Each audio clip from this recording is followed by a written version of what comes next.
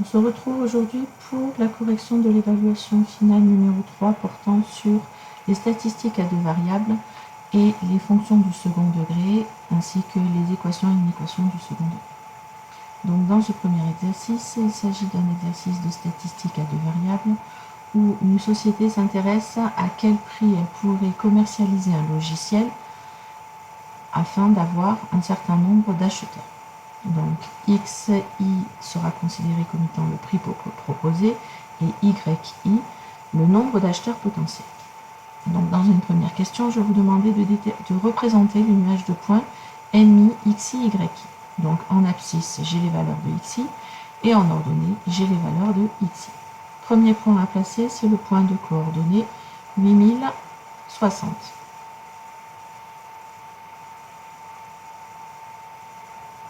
Deuxième point, 7070. Pardon. Premier point à placer, 8060. Deuxième point à placer, 7070. Troisième point, 6130.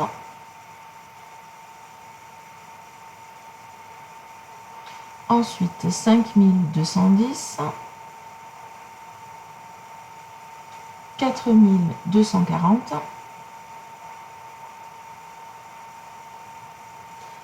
3340.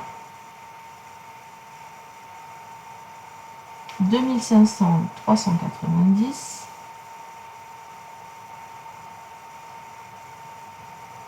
2500, 390. 2420. 1500, 440. Et pour finir, 1500. Deuxième question, il s'agit de déterminer les coordonnées du point moyen M qui correspond à cette série statistique à deux variables. Pour cela, il va falloir utiliser la calculatrice et donc je vais vous montrer l'utilisation des trois calculatrices. Première calculatrice, la calculatrice Numworks. Donc, pour pouvoir utiliser la calculatrice Numworks avec les statistiques à deux variables, il faut aller dans Régression. Dans celle-ci, je vais rentrer donc les valeurs du prix du logiciel, donc XI, et YI, le nombre d'acheteurs potentiels. Donc 8000, 7000, 6000, 5000, 4000, 3000, 2000, 2500, pardon, 2000, 1500 et puis 1000. Ensuite, je vais rentrer le nombre d'entreprises intéressées, donc 60, 70, 130, 210, 240, 340, 390, 420, 440 et 500. Ensuite, c'est les données qui m'intéressent, donc c'est les valeurs de la série. Je vais dans Statistiques et je vais relever les valeurs. Je m'intéresse au point moyen, donc c'est les valeurs des moyennes pour X et pour Y. Donc X, la moyenne c'est 4000, Y c'est 280. Donc avant de continuer avec les autres calculatrices, je vais écrire les résultats que je viens de trouver. Donc les coordonnées du point moyen M sont 4000 et 280. On nous demandait de placer le point moyen qui est de coordonnées, je vous le rappelle, 4280. Donc 4280. Le point moyen se trouve donc ici. Donc voilà maintenant l'utilisation de la calculatrice Casio. Donc pour utiliser les statistiques à deux variables, je dois être en mode statistique. Et donc, dans les listes, je vais rentrer dans la liste 1 le prix et dans la liste 2 le nombre d'entreprises intéressées.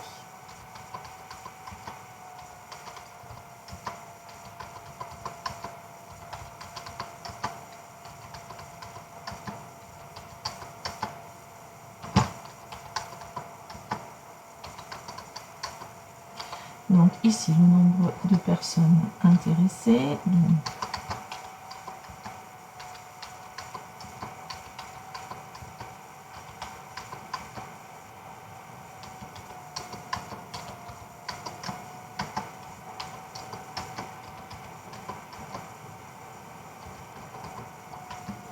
Ce qui m'intéresse maintenant, c'est trouver les coordonnées du point moyen. Donc je vais dans Calculer. Je suis dans Statistiques à deux variables, mais avant, je vais voir si les paramètres sont bons. Donc pour cela, je vais voir en 7. Donc Statistiques à deux variables, la valeur x se trouve dans la liste 1. La variable y se trouve dans la liste 2. Les fréquences associées à chacune d'entre elles est 1. Donc tout va bien. Je retourne en arrière et je fais Statistiques à deux variables. La valeur moyenne pour x est égale à 4000. La valeur pour y est égale à 280. On retrouve bien les mêmes informations que pour la NumWorks. Passons maintenant à la dernière calculatrice, la calculatrice TI. Donc à nouveau, il faut aller dans Statistiques. Pour cela, il faut que je rentre les valeurs. Ah, là, il y avait déjà des valeurs, donc je retourne en arrière. Je vais effacer les listes. Donc pour cela, j'efface les listes 1 et la liste 2, où il y a déjà des informations. Et ensuite, je reviens dans Statistiques et je fais Modifier. Comme tout à l'heure, dans la liste 1, je rentre le tarif du logiciel et dans la liste 2, je rentrerai le nombre d'entreprises intéressées.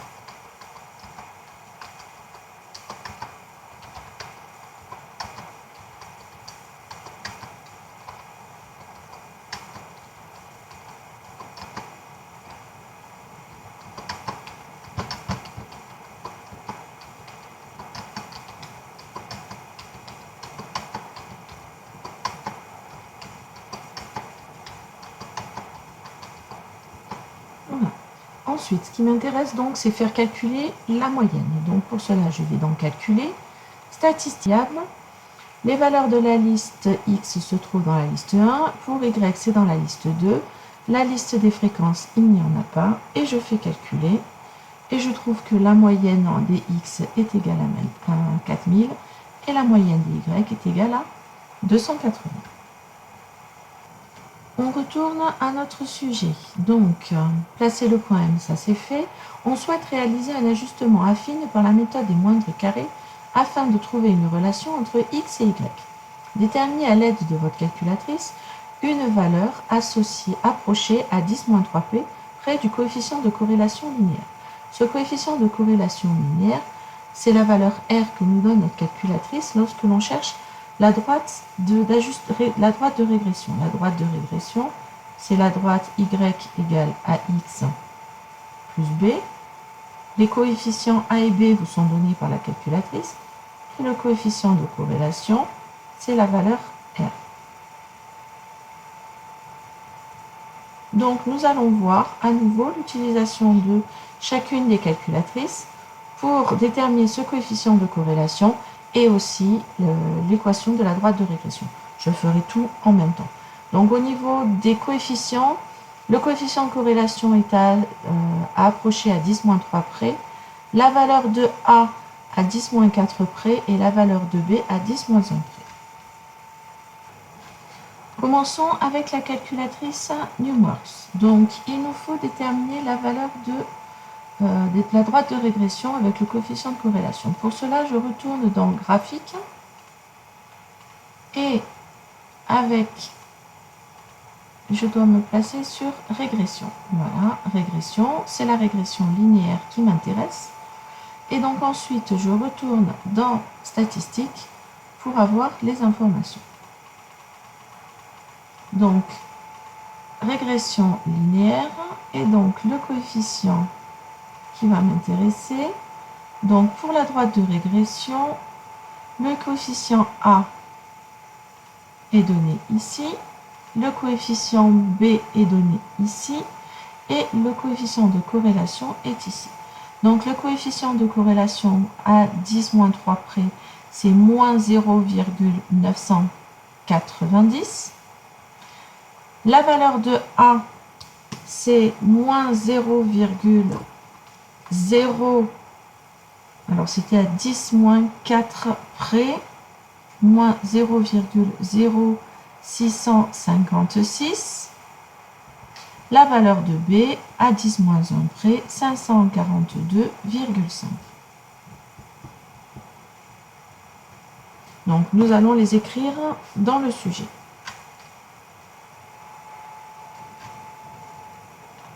Donc, le coefficient de corrélation à 10-3 près vaut à peu près moins 0,990. La valeur de A à 10-4 près vaut à peu près moins 0,0656. La valeur de B à 10-1 près vaut 542,5. Et donc, notre droite de régression, c'est y égale moins 0,0656x plus 542,5. Passons à la calculatrice Casio maintenant. Donc pour cela, je sors des calculs et ce qui m'intéresse, c'est la droite de régression. Donc je fais régression en x de la forme ax plus b et je vais lire les coefficients de corrélation qui sont les mêmes que ceux que j'ai trouvés, bien entendu, avec la calculatrice NumWorks. Passons maintenant à la calculatrice TI. Donc, à nouveau, je dois retourner dans Statistiques, calculer, régression linéaire, AX plus B. Ici, les valeurs de X se trouvent dans L1, les valeurs de Y dans L2. Je n'ai rien à changer pour le reste. Et je me retrouve bien avec les mêmes coefficients que trouvés avec les autres calculatrices. On poursuit avec la question 6. Maintenant que nous avons notre droite de régression, le but va être de la tracer. J'ai réécrit ici en dessous l'équation de cette droite de régression puisqu'elle va nous servir. Comment tracer une droite de régression? Il nous faut 2 points. La première chose que l'on sait, c'est que notre point moyen appartient à la droite de régression. Donc j'ai déjà un point. Pour trouver le deuxième point, je prends une valeur de x et je vais calculer la valeur de y. Donc si x est égal à, par exemple, 1000. Alors, y va être égal à moins 0,0656x plus 542,5. Ce qui nous donne, donc je prends la calculatrice pour le calculer, moins 0,0656 fois 1000 plus 542,5, ça nous fait 476,9,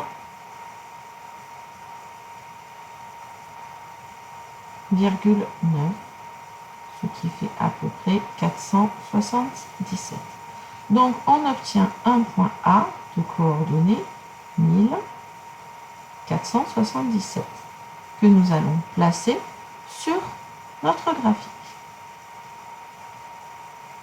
Donc un deuxième point à placer, donc le point de coordonnées 1000 et 477 à peu près, 1477, ça fait à peu près ici. Et donc notre droite de régression va passer par le point A et le point M. Donc on obtient comme droite la droite que voici. Voilà notre droite delta. On poursuit avec la correction. Les frais de conception du logiciel se sont élevés à 100 000 € et les frais variables par logiciel vendu sont supposés négligeables. Combien l'entreprise peut-elle espérer vendre de logiciels au prix de 7 500 €? Ça veut donc dire que X est égal à 7500 euros.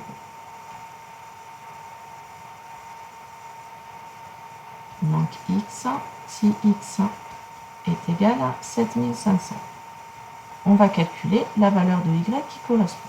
Y va donc être égal à moins 0,0656 fois 7500 plus 542,5. On obtient en faisant ce calcul 50,5.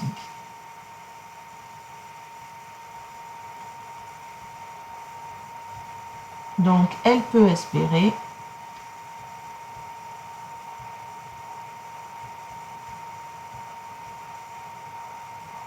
vendre environ 50 logiciels. À ce moment-là, les bénéfices qu'elle va faire, ça va être ce que ça va lui rapporter. Donc, si elle vend 50 logiciels à 7500 euros, ça va lui rapporter 50 fois 7500. Ce qui nous donne 375 000.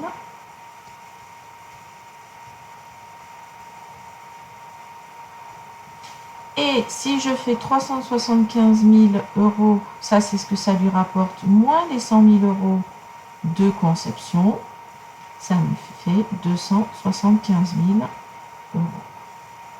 Donc son bénéfice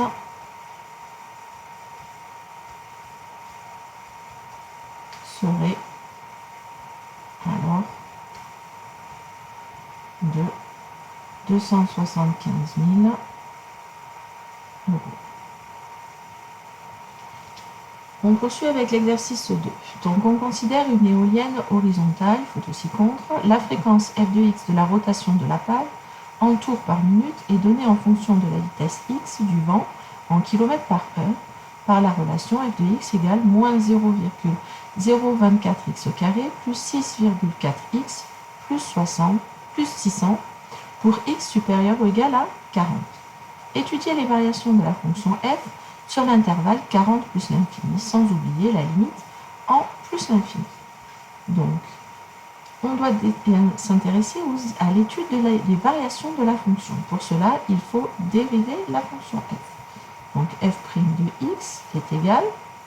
La dérivée de x au carré, c'est 2x, mais étant donné qu'on a moins 0,024 devant, on va le garder.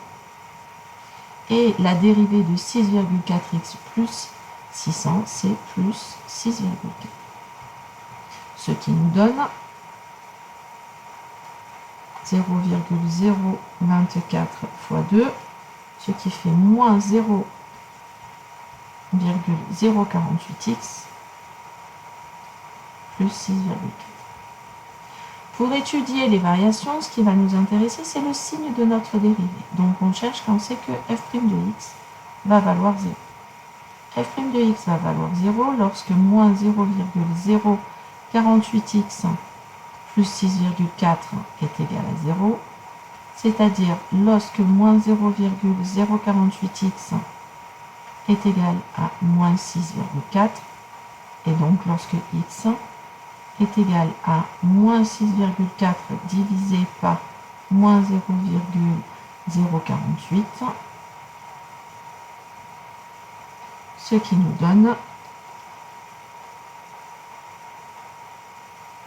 à peu près 133. La valeur exacte étant une fraction, ça nous fait 400 sur 3, ce qui fait à peu près 133. On obtient donc du coup, ce qui nous intéresse maintenant, c'est notre tableau de signes. Donc, on va s'intéresser à faire un tableau de signes où on va avoir le signe de notre dérivée et ensuite les variations de notre fonction. Donc ici, on sait que x appartient à l'intervalle 40 plus l'infini. La valeur d'annulation de notre dérivée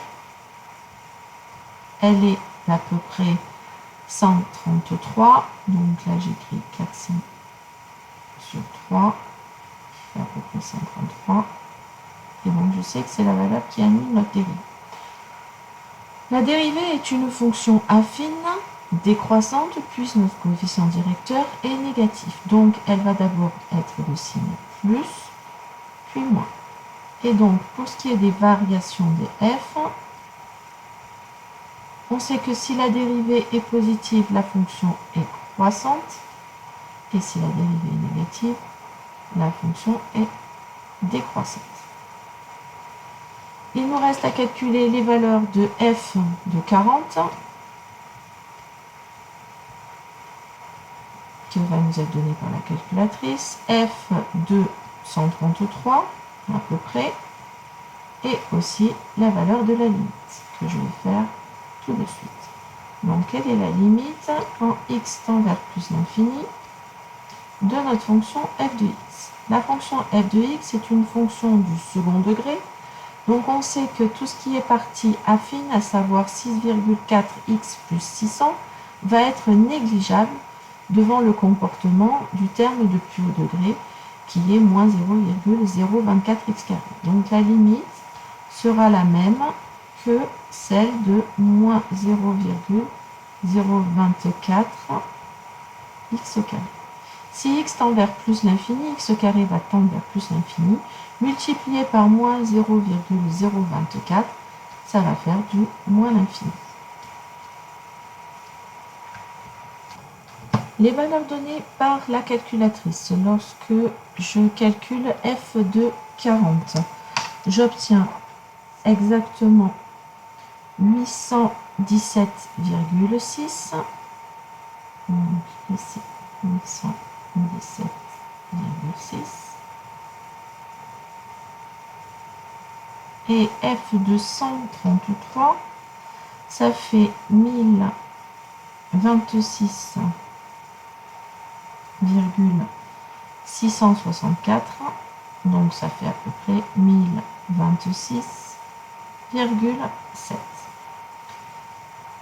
Deuxième question, déterminer la fréquence maximale de la pale. À quelle vitesse du vent atteint-on cette fréquence? Donc la fréquence maximale, c'est le maximum de la fonction.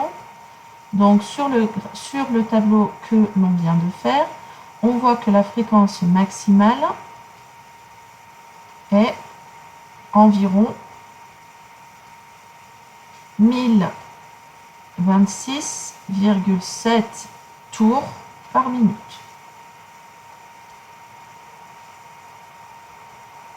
Et que cette fréquence est atteinte pour une vitesse du vent d'environ 133 km/h.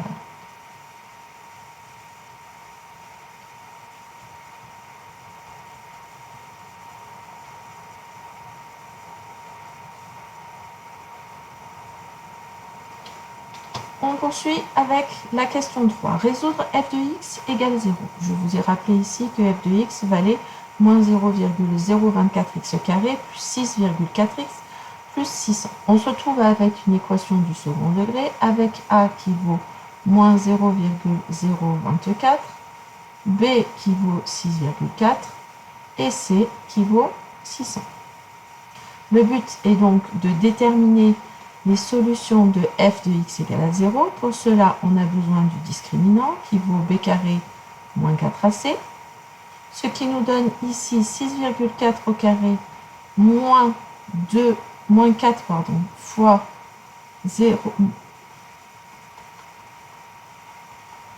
ce qui nous donne 6,4 au carré moins 4 fois moins 0,024 fois 600. Donc à la calculatrice, on obtient la valeur. On obtient comme valeur approchée de ces solutions. La première, x1, nous donne à peu près de 340,2 et la seconde, moins 73,5. Expliquez ce que représente la solution obtenue à la question précédente dans le contexte. La valeur x2 est négative, ce qui n'est pas possible, puisque c'est une vitesse du vent.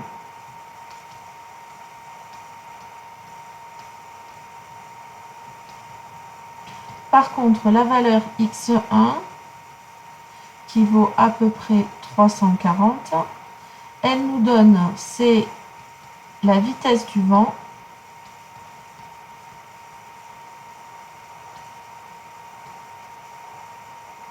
pour laquelle la fréquence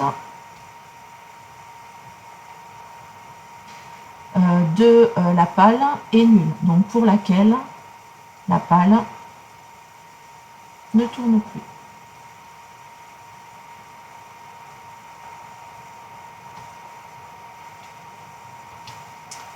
La fonction de la pale a été mesurée en soufflerie pour des vitesses du vent comprises entre 40 km/h et 300 km/h. Pour des raisons techniques, la fréquence de rotation de la pale ne peut pas excéder 1000 tours par minute. Au-delà, la pale s'arrête. Résoudre l'inéquation f de x plus petit que 1000. On doit donc résoudre moins 0,024x carré plus 6,4x plus 600 plus petit que 1000.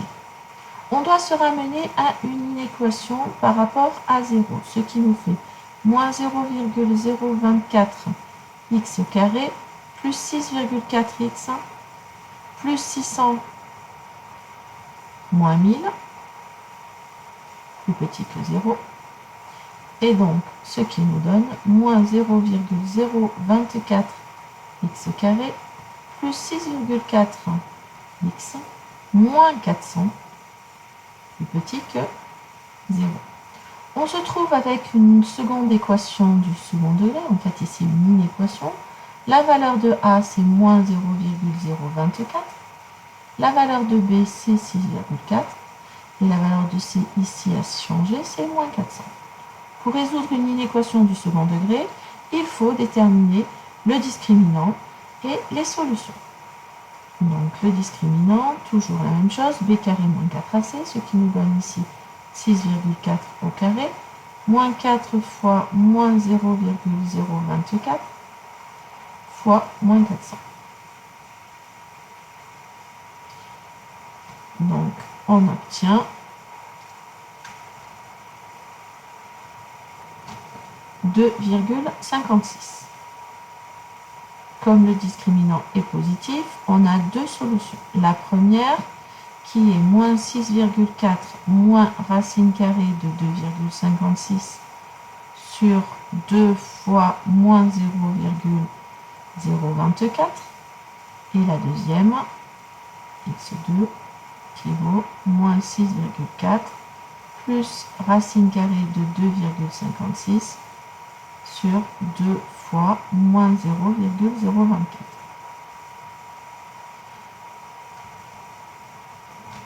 Ce qui nous donne pour la première valeur à peu près 166,7 et pour la seconde exactement 100. Il nous faut donc faire pour résoudre une inéquation un tableau de signes. Pour cela, donc, je sais que je suis entre 40 et 300 km/h au niveau du vent. Donc les valeurs que j'obtiens, c'est 100 et à peu près 166,7. Donc ici, j'ai mon inéquation, c'est-à-dire moins 0,024x au carré plus 6,4x moins 400. Et ça, c'est le signe de tout cela qui m'intéresse. Donc les valeurs d'annulation sont 100 et 166,7. La valeur de A étant négative, notre parabole est tournée vers le bas, donc je sais qu'elle va être d'abord moins, puis plus, puis moins. Et je cherche à résoudre f de x, donc cette valeur plus petite que 0. Donc ça veut dire que je suis ici et ici. Donc, pour des valeurs, comme solution, entre 40 et 100 exclu, puisque ça vaut 0 à ce moment-là, union 166,7 et 300, jusqu'ici, on a restreint. Question 6. Des résultats de la question précédente. Déterminer les vitesses du vent pour laquelle la fréquence de la rotation de la pale sera maximale. On avait vu sur le graphique précédent que quand on a trouvé les valeurs, la valeur maximale était atteinte pour une vitesse de 133 km par heure au niveau du vent, mais étant donné que les pales de notre éolienne ne tournent plus pour une valeur au-delà de 1000, les valeurs maximales vont être 100 et 166,7. Donc, les vitesses du vent pour une fréquence maximale sont 100 km par heure et 166,7 km par heure. Puisque au-delà, notre fréquence sera plus grande que 1000 et donc les pales s'arrêteraient de tourner. Voilà, j'espère que la correction de ce devoir vous aura permis de mieux comprendre vos erreurs. N'hésitez pas à me poser des questions en classe si vous avez encore des choses que vous n'avez pas compris.